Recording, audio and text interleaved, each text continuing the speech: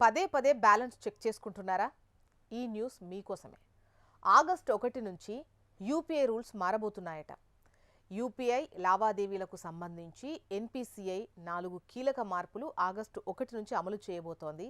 UPI apps నుంచి balance check చేసుకునే అలవాటు చాలా మందికి ఉంటుంది. బ్యాంకింగ్ యాప్ల లాగిన్ ఇష్యూస్ వల్ల కావచ్చు, లేదంటే యూపీఐ యాప్స్ నుంచి అయితే త్వరగా బ్యాలెన్స్ చెక్ చేసుకోవచ్చు అనేటువంటి రీజన్ కావచ్చు. చాలామంది ఖాతాదారులు గూగుల్ పే, ఫోన్పే, పేటీఎం వంటి యాప్స్ నుంచి వారి బ్యాలెన్స్ ఎంతుందనే విషయం చెక్ చేసుకుంటారు. అయితే ఇన్నాళ్ళు యూపీఐ యాప్స్లో ఈ బ్యాలెన్స్ చెక్ చేసుకునే వెసులుబాటుపై ఎటువంటి పరిమితులు లేవు. రోజుకు ఎన్నిసార్లైనా బ్యాలెన్స్ చెక్ చేసుకోవచ్చు. కానీ ఆగస్టు 1 నుంచి ఆ పరిస్థితి ఉండదు. రోజుకు 25 సార్లు మాత్రమే యూపీఐ యాప్ నుంచి బ్యాలెన్స్ చెక్ చేసుకునే అవకాశం ఉంటుంది.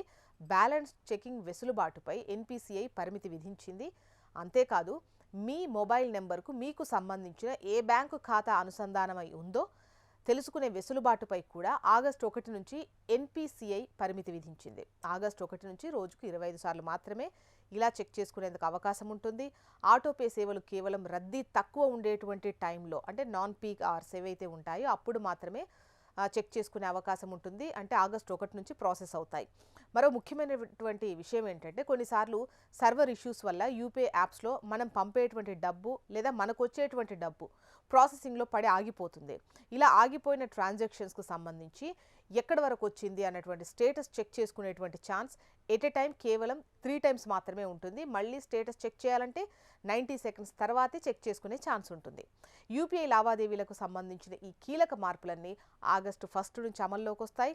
మీరు అనుకోవచ్చు, రోజుకు 25 సార్లు ఎవరు చెక్ చేసుకుంటారు అని. ఎందుకు చెక్ చేసుకోరు?